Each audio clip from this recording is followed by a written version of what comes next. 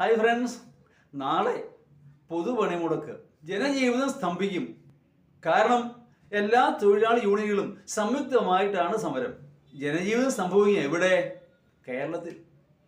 പണ്ടൊക്കെ ബംഗാൾ ആകെ സ്തംഭിക്കുമായിരുന്നു, ഇപ്പം അതും പോയി. അപൂർവം ചില സ്ഥലങ്ങളിലൊക്കെ മാത്രം. ത്രിപുരയിലേക്ക് ചെല്ലാനേ ഒക്കത്തില്ല ഈ പേരും പറഞ്ഞുകൊണ്ട്, അടി കിട്ടും. അപ്പോൾ ഓൾ ഇന്ത്യ പണിമുടക്ക് എന്ന പേരും സമരം കേരളത്തിൽ മാത്രവും. നിങ്ങൾക്ക് സംശയം ഉണ്ടെങ്കിൽ നാളെ നിങ്ങൾ ചെന്നൈയിലേക്കോ മുംബൈയിലേക്കോ ബാംഗ്ലൂരിലേക്കോ ഹൈദരാബാദിലേക്ക് ചെല്ല്, അല്ലെ എവിടെയെങ്കിലും ചെല്ല്, അല്ലെ ഡൽഹിയിലേക്ക് ചെല്ല്. അവിടെ ജനജീവിതത്തെ ഇത് ഒരു വിധത്തിലും ബാധിക്കുകയില്ല. ചിലയിടങ്ങളിലൊക്കെ 10 മണിയാകുമ്പം കുറേ കൊടിയൊക്കെ പിടിച്ച് ആരെങ്കിലുമൊക്കെ വരും. ആ സമയത്ത് കടകൾ ഷട്ടർ താഴ്ത്തി വയ്ക്കും. അവർ പോകുമ്പോൾ വീണ്ടും തുറക്കും. അവരുടെ സാധനങ്ങളെയോ എന്തിനെയെങ്കിലുമോ ഈ സമരക്കാർ ഒരു വിധത്തിലും സ്പർശിക്കുകയില്ല. അവരോട് ബദൃശൂന്യമായ വാക്കുകൾ പറയുകയുമില്ല. ഇവിടെ എങ്ങനെയാണോ നാളത്തെ രാജാക്കന്മാരാ നമ്മുടെ തൊഴിലാളി യൂണിയനുകൾ, ചുവട് തൊഴിലാളികൾ വെച്ചുമൊക്കെ. അവര് ആളുകളെ എല്ലാം ശത്രുക്കളായി കാണും, കടകൾക്ക് നേരെ കല്ലെറിയും, ബസിന്റെ ചില്ല് പൊട്ടിയും, ചെയ്യാവുന്നെല്ലാം ചെയ്യും, ആളുകളെ വെറുപ്പിക്കും. അതാണ് സംഭവിക്കാൻ പോകുന്നത്. ഇത് ആർക്ക് വേണ്ടി? അവർക്ക് വേണ്ടി മാത്രം. അവര് സമരം ചെയ്തോട്ടെ, അതിന് സാധാരണക്കാരൻ എന്ത് പിഴച്ചു? അതാണ് എന്റെ ചോദ്യം. പക്ഷെ ഇതുകൊണ്ട് നേട്ടമുണ്ട്. ആർക്ക്? സംഘടിത തൊഴിലാളി യൂണിയൻ എന്ന് പറഞ്ഞാൽ സർക്കാർ ഉദ്യോഗസ്ഥരും മറ്റു പൊതുമേഖലാ സ്ഥാപനങ്ങളിലെ ഉദ്യോഗസ്ഥർക്കും. അതായത് ആഴ്ചയിൽ 5 ദിവസം മാത്രം ജോലി ചെയ്ത് 7 ദിവസത്തെ ശമ്പളം വരുന്ന സർക്കാർ ജീവനക്കാർ, അവർക്ക് ആഘോഷിക്കാൻ ഒരു ദിവസം കൂടി.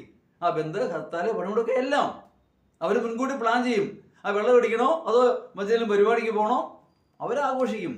വീട്ടിൽ നിന്ന് ശമ്പളം മേടിക്കാം. അതിനുള്ള ബെനിഫിറ്റ് അവർക്ക് മാത്രം.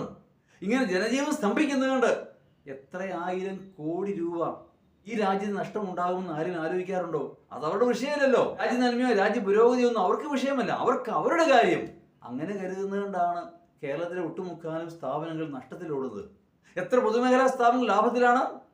എവിടെ? എൻ്റെ അറിവിലില്ല. 40 രൂപയുടെ മദ്യം 400 രൂപയ്ക്ക് വിൽക്കുന്ന ബിവറേജസ് ഉൾപ്പെടെ നമ്മുടെ സ്വത്തായ ജലം അത് വിറ്റ് നമുക്ക് കറണ്ട് തരുന്ന ഇലക്ട്രിസിറ്റി ബോർഡ് ഉൾപ്പെടെ എല്ലാവരും നഷ്ടത്തിൽ.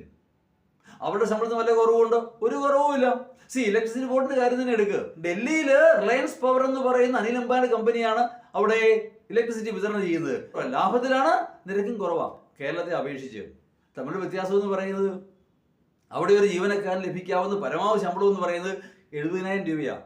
ഇവിടെ ഇലക്ട്രിസിറ്റി ബോർഡിനോ 10ാം ക്ലാസ് പോലും പാസ്സാകാത്ത ഡ്രൈവർമാരുടെയൊക്കെ ശമ്പളം എന്ന് പറയുന്നത് 1 ലക്ഷം 2 ലക്ഷം ഒക്കെയാണ്.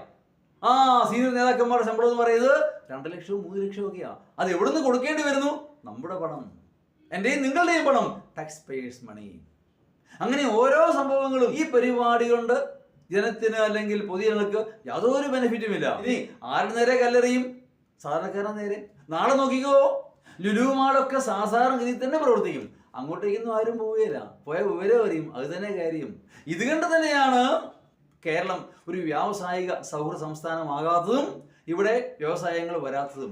ശ്രീമാൻ രാജഗോപാലിന്റെ പദ്ധതിയിലെ 1 ലക്ഷം പേർക്ക് തൊഴിലെന്ന് പറയുന്നത് അത് സാധാരണക്കാരൻ ഉപജീവനത്തിനായി നടത്തുന്ന ചായക്കട, പെട്ടിക്കട, മുറുക്കാൻകട, ബാർബർ ഷോപ്പ്, അങ്ങനെയുള്ള പരിപാടിക്കേ ഉള്ളൂ.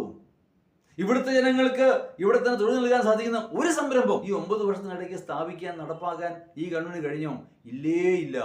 പിന്നെ സാധാരണക്കാരന്റെ പോക്കറ്റ് കൈയിടുക എന്നുള്ളതല്ലാതെ ഇത്തരം ബന്ദ് കണ്ടോ, ഇത്തരം ഹർത്താൽ കണ്ടോ നമുക്ക് അല്ലെങ്കിൽ പൊതുജനത്തിന് യാതൊരു നേട്ടവുമില്ല.